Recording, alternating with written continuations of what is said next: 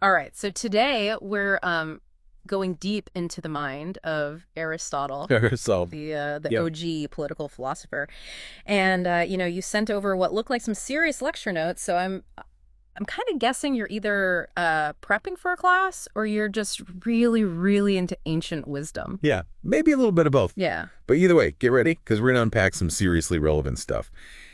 Aristotle's ideas are surprisingly timely, Really? even though he was writing like Good over point. 2,000 years ago. Oh, yeah, for sure. That's a long time ago. Okay, but before we get into all that, I think it would be good to set the stage. Who was this guy? Okay, so Aristotle was born in 384 BC Hmm. in Stagira, Greece. And, back then, think city-states, constant warfare, philosophers debating in the public Oh, square. wow. It was a pretty intense time. Yeah. And I bet that really shaped his thinking. Yeah, I would imagine so. And, oh, get this, he was actually a student of Plato What? for 20 years at the academy. So talk about influential mentors. Yeah, Plato, I mean, his ideas are still mind-blowing today. Did Aristotle just follow, like, directly in his footsteps? Not exactly. That's kind of what's so fascinating about Aristotle. He was deeply influenced by Plato, obviously, Yeah. but he also kind of forged his own path. Okay. I am all ears. How were their ideas different? Well, Plato was all about these ideal forms, these perfect concepts that existed beyond our physical world.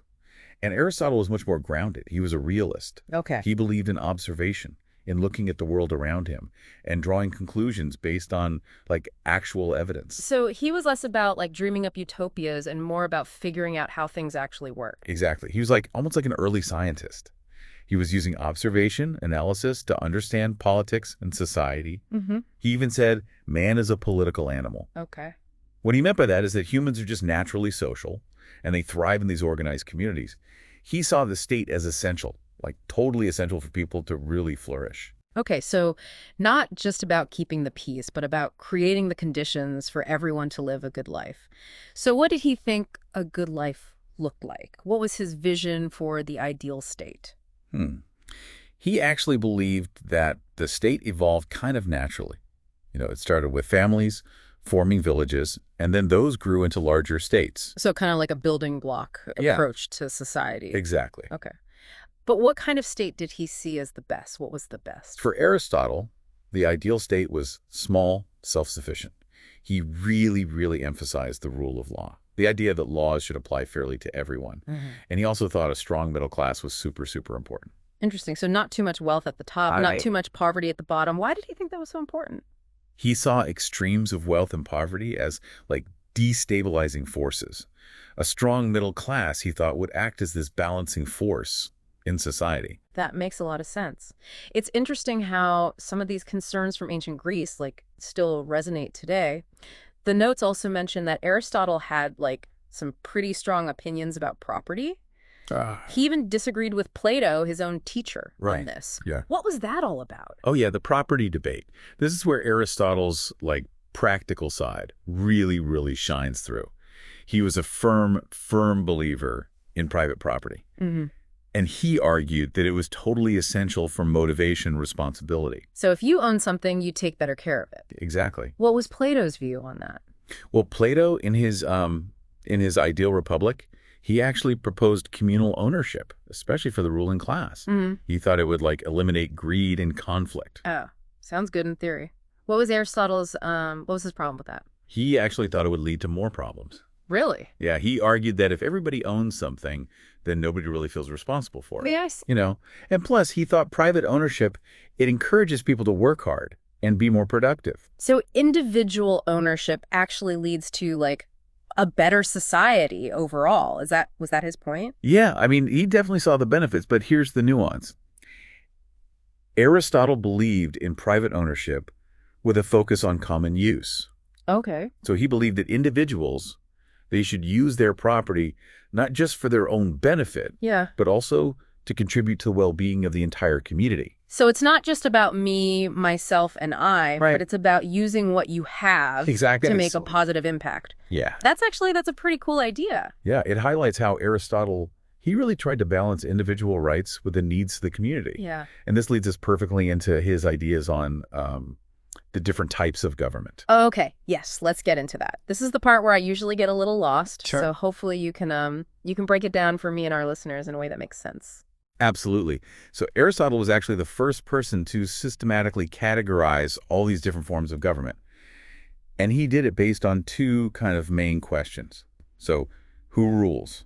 One person, a few, or the many? Okay. And whose benefit do they rule for? The common good or just themselves? Okay, so I'm starting to see the framework here. So depending on the answers to those questions, you get different types of government. Exactly. So let's start with rule by one person. Okay. When a single ruler governs for the common good, that's a monarchy. But when that ruler becomes corrupt or self-serving, it degenerates into tyranny. All right, that one's pretty straightforward. What about when a small group of people is in charge? So when a few virtuous, capable individuals rule for the common good, that's what Aristotle called an aristocracy. Think of it as rule by the, best and brightest. Okay, that sounds pretty ideal. Is there a downside to that? Well, as history shows, even the most well-intentioned leaders can be corrupted by power, Yeah. right? So when that small group starts ruling for their own benefit, it becomes an oligarchy. Yeah. Think like rule by the rich and powerful, which, often leads to trouble.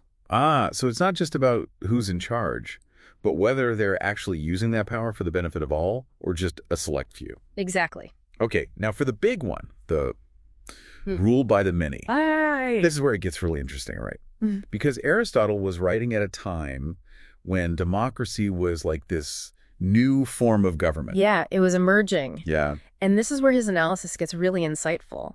He saw two potential outcomes Okay. when the many rule. If they govern with the common good in mind, he called it a polity. A polity. And he considered this like the most stable and desirable form of government Interesting. because it draws on the collective wisdom and participation of the citizens. So he was a fan of giving people a voice in their government? To a point.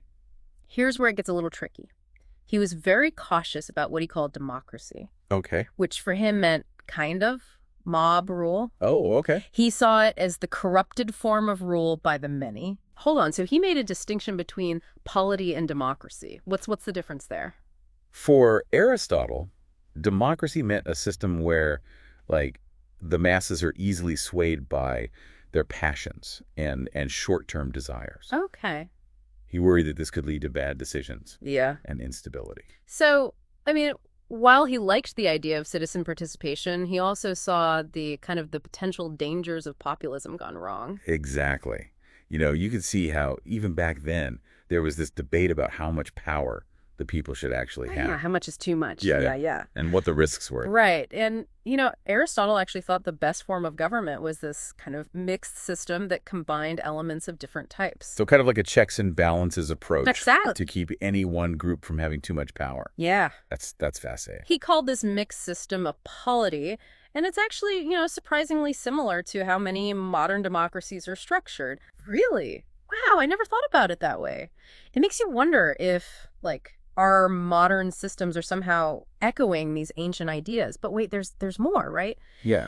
The notes mention something about a cycle of change in Yes. government. What did Aristotle mean by that? He observed that over time, governments tend to cycle through different forms. Even the best systems can decay and become corrupted. And he saw this cycle as almost inevitable. Yeah. It's driven by human nature and the dynamics of power. So a monarchy could become a tyranny, an aristocracy could become an oligarchy, and even a well-functioning polity could slip into a dangerous form of democracy. Right. That's kind of a scary thought. It is a little pessimistic, but here's the thing. Aristotle wasn't just describing the problem. He was also trying to find solutions. Okay. He believed that understanding the causes of revolution could help us prevent it. Okay, that's what I want to hear. Because if governments are destined to decay, how can we possibly break the cycle? Well, Aristotle defined revolution as any major change in the constitution, the rulers, or the whole system of the state. Okay. He believed it often stemmed from these deep-seated inequalities, injustices. So revolutions aren't just random events, they have these underlying causes. Right. That makes sense. What were some of the specific causes that he identified? He pinpointed a few key drivers. First, a desire for equality, which can lead people to rise up against these oppressive rulers. Makes sense. Corrupt or arrogant leaders that lose the trust of the people. Right. Economic inequality where the gap between the rich and the poor becomes too vast, Yeah. and racial or cultural clashes that kind of divide society. So it's a mix of like social, economic, and political factors that can create the kind of the conditions for a revolution. Exactly. And he also pointed out specific causes for revolution in, different types of government. Mm. For example, he believed that democracies, they're particularly vulnerable to manipulative leaders, those who kind of exploit people's emotions for their own gain. Oh yeah, I mean we've seen that throughout history, even in our own time. Right. What about the other systems? Well, he argued that oligarchies are prone to internal power struggles Hmm. between like different factions. Uh-huh. And while aristocracies fail when they become too exclusive, they shut out talented, ambitious individuals from the lower classes. So each system has its own set of vulnerabilities that can lead to instability. It's fascinating how he was able to pinpoint all these weaknesses. But did he offer any solutions? Like, did he think we could actually prevent these revolutions? He absolutely did. And this is where his insights, they become incredibly relevant to, our world today. Okay, now we're talking. Let's hear what Aristotle prescribed to kind of keep society from falling apart. So you want to know how to prevent societies from falling apart, huh? Yeah, lay it on me. I mean, Yeah. we were left with kind of a cliffhanger last time. Yeah, well, Aristotle, he believed in a strong rule of law, one that applies equally to everyone. Okay. No special treatment for the rich and powerful. Makes sense. A level playing field helps keep things from, like, boiling over. Exactly. Right. But he didn't stop there. He also believed in education that wasn't just about like practical skills. Mm-hmm. It was about shaping people into responsible citizens. So it's not just about teaching facts, but, like, instilling values. Absolutely. He understood that a well-educated citizenry is key to a healthy society. Mm.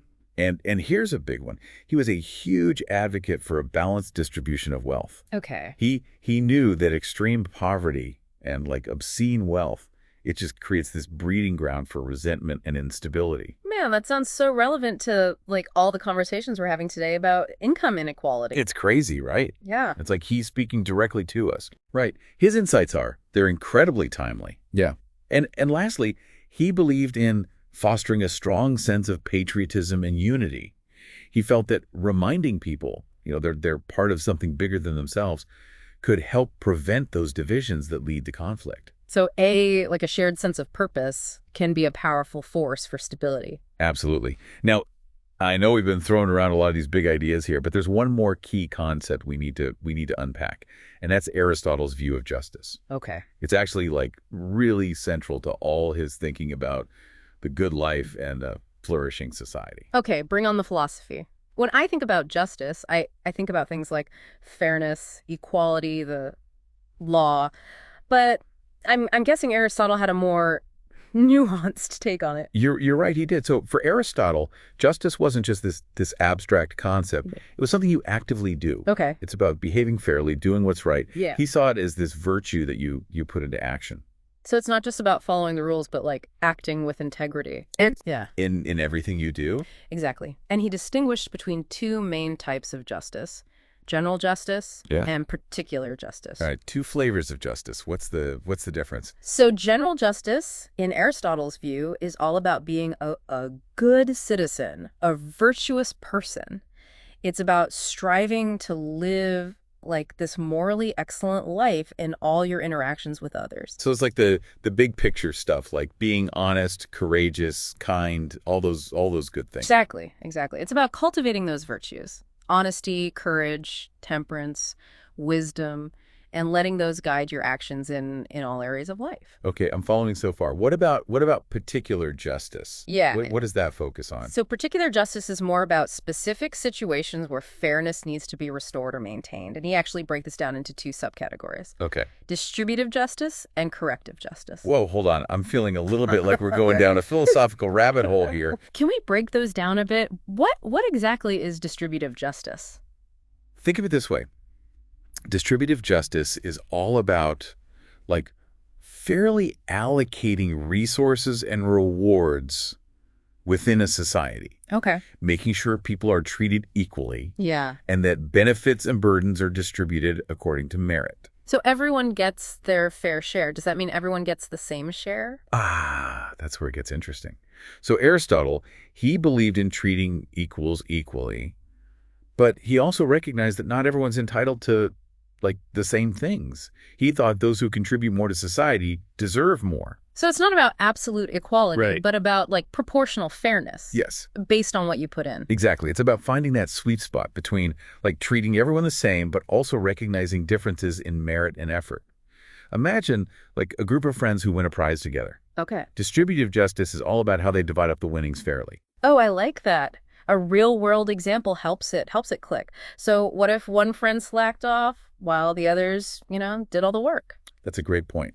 So Aristotle would probably say that those who contributed more, they deserve a bigger share of the prize. Makes total sense. Okay, now what about corrective justice? Yeah. When does that come into play? So corrective justice kicks in when someone does something wrong. It's about restoring balance by, punishing the wrongdoer or compensating the victim. So it's about like righting wrongs and making sure justice is served. Precisely. Precisely. It's about holding people accountable for their actions and trying to make amends for any harm that's been done. Let's go back to our friend group. Okay. What if one friend, like, cheated or stole some of the prize money? Ooh, drama. That's where corrective justice comes in. Exactly. The group might decide to punish the cheater, like by excluding them from future awards.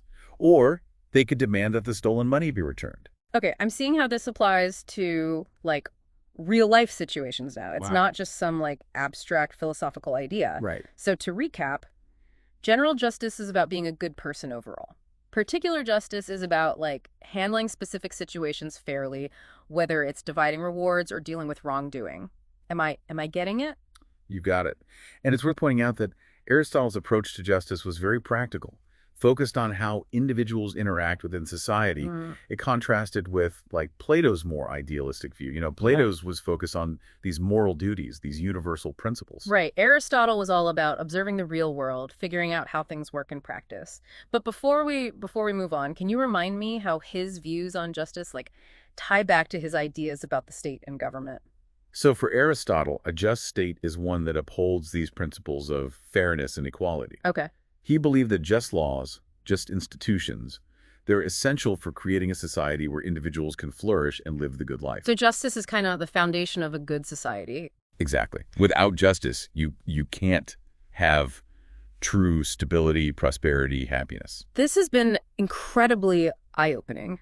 It's amazing how Aristotle's ideas, developed over 2,000 years ago, are still so relevant to like the conversations we're having today. Yeah. It makes you wonder, if he were alive now, what would he make of our modern world? I know. What would he celebrate and what might he criticize? It's like he's peering over our shoulders, Yeah. observing our political debates, our social movements, and even, like, our personal struggles. That's the perfect segue into the last part of our deep dive. Okay. We've covered a lot of ground, but I'm eager to hear your take on Aristotle's kind of lasting impact and how his ideas can inform our understanding of the 21st century. Yeah. Okay, so we're back. And I got to say, exploring the ideas of Aristotle has been pretty mind-blowing. Like, we've uncovered this ancient treasure chest Right. filled with wisdom that's still relevant. Like today, It really is remarkable how much his insights, like, resonate, even across centuries and, vast cultural shifts. okay, so we've covered Aristotle's life, his theories about government, justice, revolution, the whole shebang. But now for the big question, why should we in the 21st century care about what some ancient Greek philosopher thought? How does this ancient wisdom connect to the challenges and opportunities we're facing today? Yeah, that's the million-dollar question, isn't it? And Yeah. and I think Aristotle would love that challenge. Remember, he was all about observation, about using reason to understand the world around him. So if he were here today, I think he'd be, like, totally fascinated by our technological advancements, our interconnectedness as a global society, the sheer pace of change we're experiencing. I can just imagine him glued to his smartphone, like scrolling through Twitter, trying to make sense of it all. Right. But seriously, are you saying that his ideas can actually help us navigate the complexities of modern life? Absolutely. Let's start with his emphasis on the importance of a strong middle class. For social stability, he saw it as, like, this key ingredient for preventing revolutions, maintaining a balanced society. Yeah, we talked about that earlier. Yeah. He wasn't a fan of extreme wealth or poverty. Right, and doesn't that sound familiar? Yeah. We're seeing, like similar concerns today about income inequality, Yeah. the shrinking middle class in many parts of the world. It's kind of spooky how his observations from, ancient Greece mirror some of the biggest issues of our time. It's a testament to his analytical mind. He recognized that these huge concentrations of wealth and power in the hands of a few Yeah. just creates instability and unrest. And it's a pattern that repeats itself over and over again throughout history. So are you saying that Aristotle's insights into power and wealth can actually help us address like modern problems like income inequality? I think his ideas give us a really powerful framework for thinking about these issues. He understood the balance is key. A society where power and resources are more equitably distributed is just, it's healthier. It's Well, more stable. that's a powerful point. It suggests that we need to think beyond just like quick fixes and really look at the underlying structures that contribute to inequality. Exactly. Exactly. Aristotle's insights, they can inform our debates about economic justice, social mobility, even the role of government in regulating markets. Now let's talk about his views on government. He was a big believer in the rule of law, right? Absolutely. He championed this idea that laws should apply equally to everyone, Mm-hmm. regardless of their status or power. And that's a cornerstone principle of democracy. Yeah, it's the foundation of a fair and just society. Exactly. But we also talked about how he favored rule by the educated elite. Right. Doesn't that contradict the whole idea of democracy, Right. where everyone has a voice? It's a valid point. Yeah. But here's how I think we can kind of reinterpret his emphasis on education for a modern context. Yeah. Instead of seeing it as this argument for rule by a privileged few, we can see it as a call for an educated citizenry. So it's less about who's in charge and more about making sure everyone has, the knowledge and critical thinking skills to participate in a democracy. Precisely. Precisely. In today's world with, so much information and misinformation flying around, critical thinking and media literacy are more important than ever. Aristotle was basically saying that an informed and engaged citizenry is essential for a healthy democracy. I like that. It's not about limiting power to the elite. It's about empowering everyone to think for themselves and make informed decisions. Exactly. It's about equipping people with the tools to navigate a complex world and participate meaningfully in shaping their society. All right. So we've covered politics and justice, but there's another big piece of Aristotle's philosophy that we haven't touched on as much, and that's his ideas about ethics and living a good life. Remember that whole eudaimonia thing? Ah, yes, the good life. Hmm. So Aristotle believed that true happiness, or what he called eudaimonia, Right. comes from living a virtuous life, a life aligned with reason Yeah. and our inherent human potential. So it's not about like material wealth or pleasure. It's about more than that. It's about striving for excellence in all aspects of life. Yeah. It's about cultivating virtues like courage, honesty, compassion, wisdom. So it's about being a good person and making choices that lead to like a meaningful life. Yeah. But in our like busy modern world, it's easy to get caught up in the hustle and forget about all that, virtue stuff. How can we actually apply like Aristotle's ideas to our daily lives? Yeah, that's where his emphasis on habit and practice comes in. He believed that virtue isn't something you're just like born with. It's something you develop over time through conscious effort. So it's like going to the gym for your soul. Ooh, You have to awesome. like keep working those ethical muscles to get stronger. I love that analogy. It's about making small, deliberate choices every day that align with your values. It can be something as simple as being honest in your interactions, or as challenging as standing up for what you believe in, even when it's hard. So it's not about being perfect all the time. Right. It's about making a conscious effort to be a little bit better each day. That actually feels a lot less intimidating. Right. It's about recognizing that being a good person is a journey, not a destination. This has been such an inspiring conversation. I feel like I've gained a whole new perspective on Aristotle and the power of ancient wisdom to inform our modern lives. As we wrap up this deep dive, Yeah. what's the key takeaway, for our listeners? I'd say the biggest takeaway is this.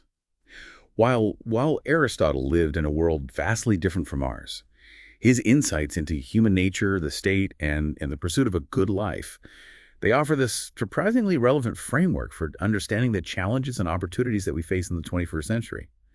His ideas encourage us to think critically, to strive for balance and fairness in our social and political systems, and to, cultivate those virtues that lead to a more fulfilling and more meaningful life. Well said. It's like he's handing us a toolkit for navigating the complexities of modern life. But just for fun, if Aristotle were here today, what do you think he'd find like most fascinating about our world, and what might he critique? Ooh, that's a great question. I imagine he'd be both fascinated and a little horrified by our obsession with technology and social media. He might worry that, it distracts us from cultivating true friendships and pursuing a life of genuine fulfillment. Yeah.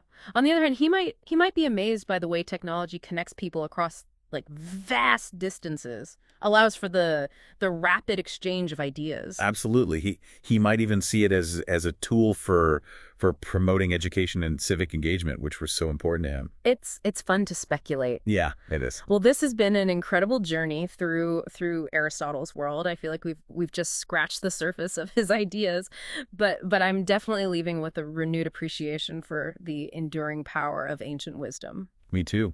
And who knows, maybe this deep dive has, sparked a new interest in philosophy for our listeners. There's a Yeah, whole world of fascinating ideas out there just waiting to be explored. that's a perfect note to end on. Thanks for joining us on this deep dive into the mind of Aristotle. Until next time, keep those minds curious and those thoughts flowing.